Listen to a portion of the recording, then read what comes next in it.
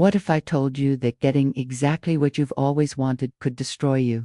That the moment you finally find someone who doesn't fall at your feet, you realize you've been looking for the wrong thing all along? This is the story of Princess Nasha, and trust me, it's not your typical fairy tale.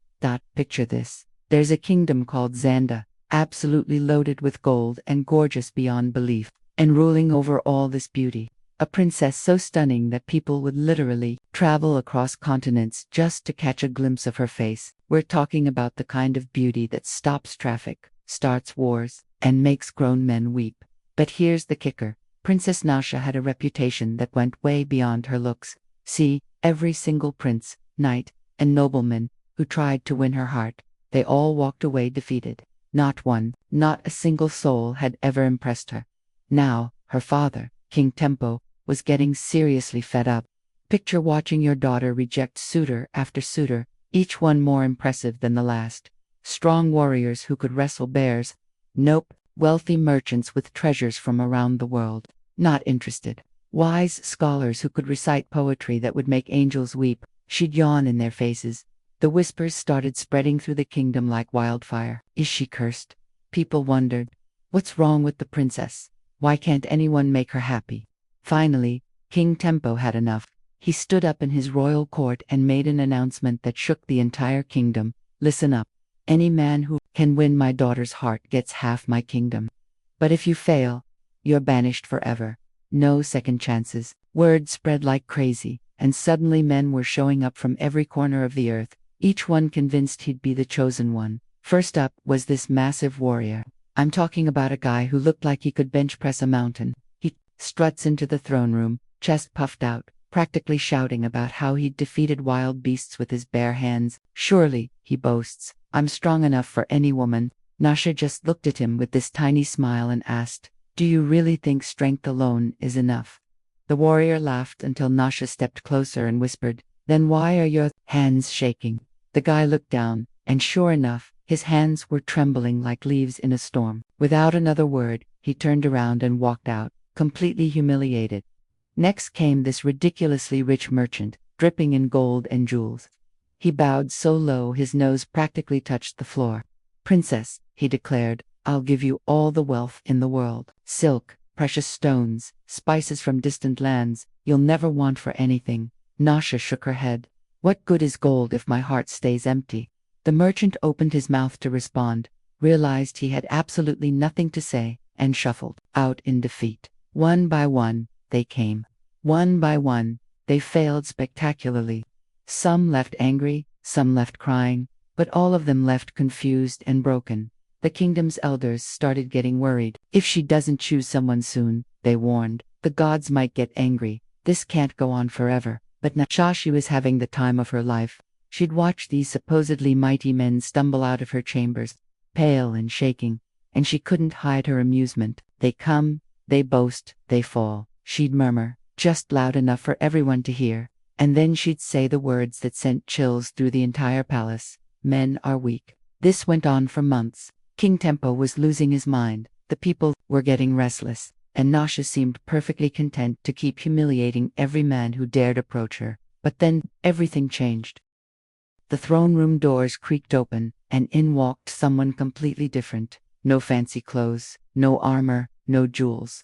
Just a man in simple black robes that seemed to absorb the light around him. He didn't bow, didn't lower his gaze, didn't even acknowledge the king at first. He walked with this incredible stillness, like a predator who knows exactly where he's going. The entire court fell silent. You could hear a pin drop. Nasha's fingers gripped her chair.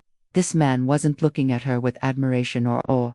He was studying her like she was a puzzle he was trying to solve. Who are you? King Tempo demanded. Stranger's eyes never left Nasha. Jeno, he said simply. Jeno, of where? The king pressed. Nowhere. Can you imagine? A man with no title, no kingdom, no wealth, standing before the most powerful princess in the land like he owned the place. The king was furious. You think you're worthy of my daughter? And here's where Jeno said something that no man had ever dared say in that palace. I didn't come to prove my worth. I came to see if she's worthy of mine. The court exploded. Gasps, whispers, shocked expressions everywhere. No one, and I mean no one, had ever spoken to Princess Nasha like that. For the first time in her life, Nasha's confident smile faded. This man hadn't brought gifts, hadn't recited poetry about her beauty, hadn't sworn to worship her. He was here to test her. She leaned forward, her voice low and dangerous. You think you're different from the others. Jeno's mouth curved into this knowing smirk. I don't think I know. The challenge was set. One night in the princess's chambers, if Jeno left like all the others, he'd be banished forever. As the doors closed behind them, Nasha felt something she'd never experienced before, uncertainty. The silence between them was thick and electric. Every other man had rushed to prove himself, had cracked under the pressure of her gaze. But Jeno, he just stood there, completely calm. You hesitate, she said, trying to regain control. Jeno said nothing. Or perhaps you fear what will happen if you try. He smiled that ghost of a smile.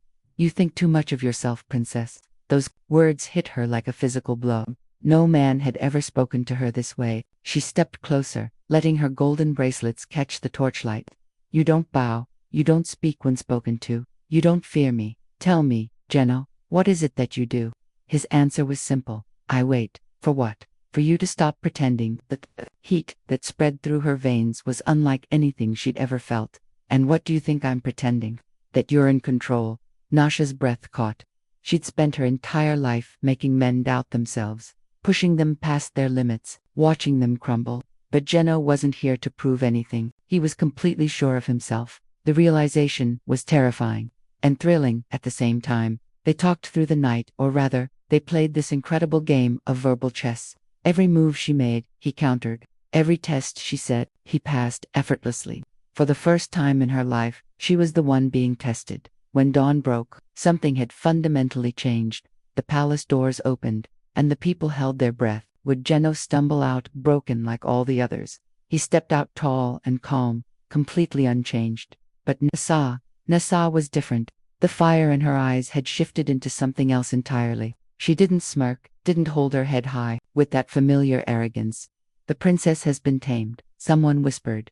King Tempo couldn't believe it. Jeno, he said, his voice filled with pride and amazement. You've done what no man before you could. As promised, half my kingdom is yours. But Jeno didn't smile, he didn't bow. He just stood there, and something cold crept into the air. The prophecy, he said quietly, never promised a reward, only a price. The court fell silent. King Tempo frowned. What do you mean? That's when Nasha saw it. Jeno's hands were fading. His fingers, his arms, they were turning to dust right before her eyes. No, she breathed. The elders whispered among themselves. The gods demand a sacrifice. The man who tames the princess must vanish from this world. Jeno looked at her, his face calm but his eyes sad. It was always the price. I won't allow it, Nasha said, her voice shaking for the first time in her life. He was dissolving, piece by piece. She reached out desperately, trying to grab his wrist, but her hands passed through nothing. It was like trying to hold wind. Jeno, she whispered, and for the first time in her life, Princess Nasha was the one begging. He gave her one last smile, soft, sad, knowing. Then he was gone. The kingdom eventually returned to normal.